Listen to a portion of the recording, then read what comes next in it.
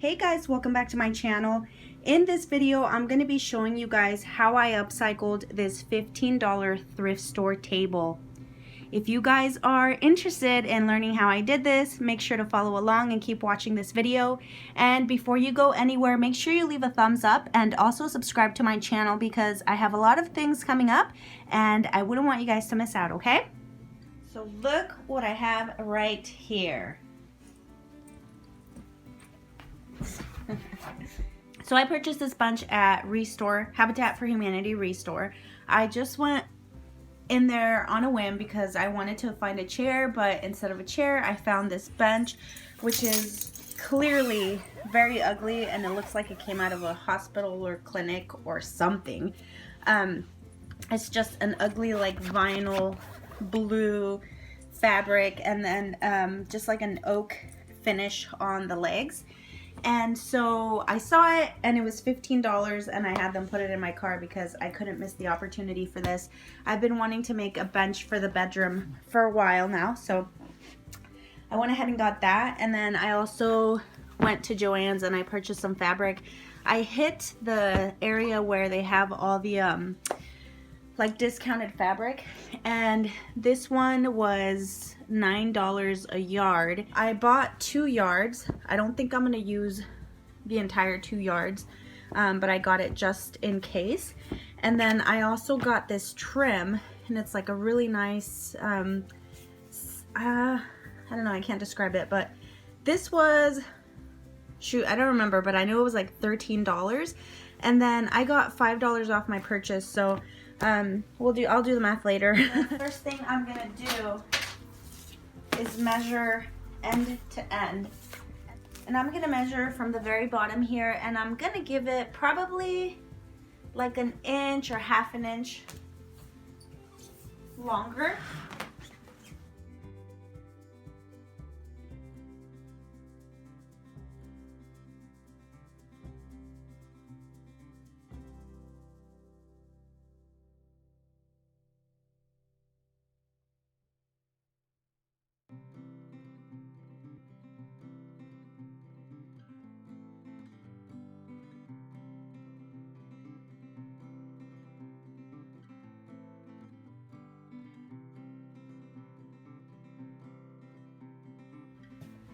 So what I'm doing here is cutting this excess at the ends, but I want to make sure it's straight.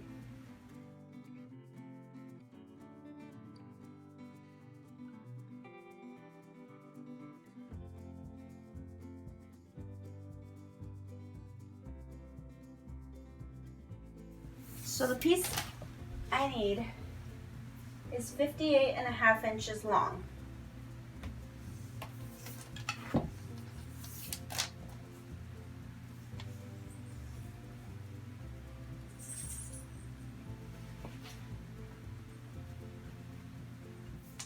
And then it's going to be 30 inches wide.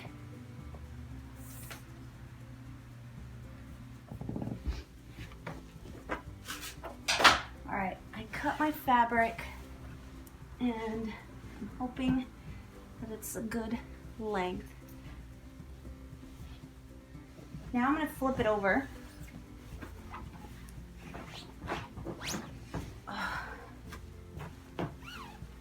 And I'm going to start adjusting to where I want it. And I'm going to kind of just feel it out. It's not going to be perfect. So once that's done, I'm going to pin where I'm going to sew.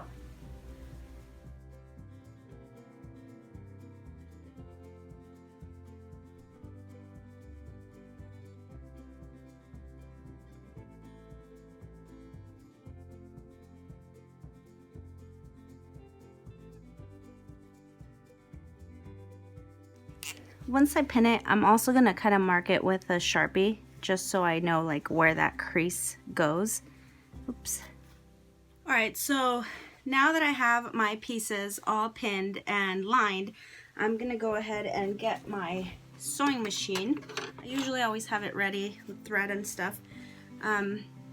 because it's going to be on the inside and it's white anyways. I'm not really worried about changing the thread. As you can see, it's a little off, but it's okay. And I'm just going to go ahead and follow that line that I drew on there.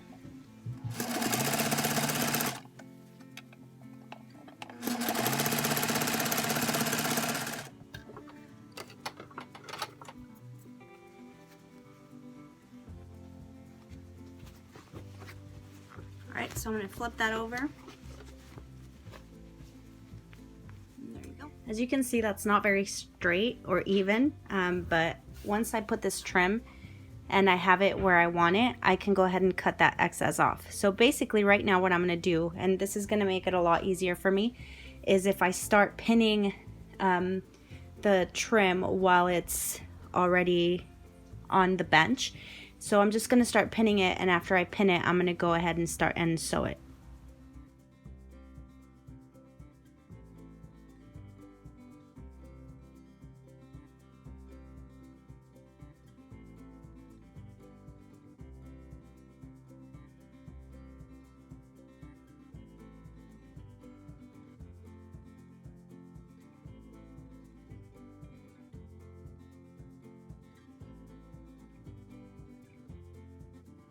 Alright, so I figured that if I do the trim on the inside, it's a lot easier to sew this sucker on. So remember, you guys, I'm not professional or anything like this. I just one day decided to pick up the sewing machine and went from there. So I'm still learning, and you know, I kind of learn along the way and with my mistakes and all that. So anyways, that's the easiest way for me to sew this thing on. So I'm just gonna start doing it.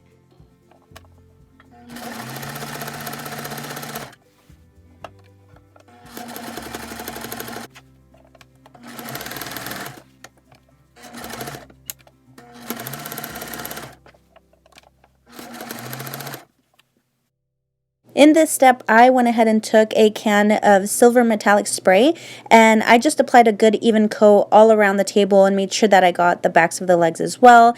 And of course, I was wearing my mask. Obviously, I don't want all those fumes going into this body of mine right now.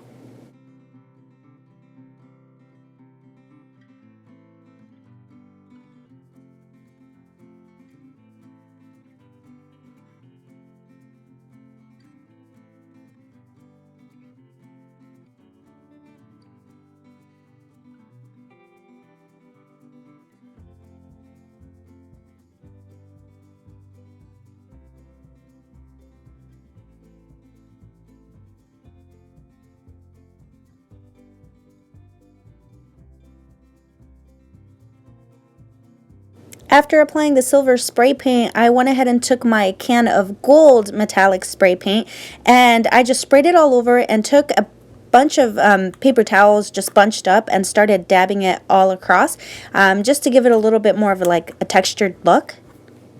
Alright, I finished painting that. As you can see, you can see a little bit of the grain, and then there's some silver and some gold in there as well. And then I also sprayed it with this lacquer, and it's a clear finish, and it helps scratches, so hopefully it'll keep that paint on there good. And so it dries pretty quickly too, so.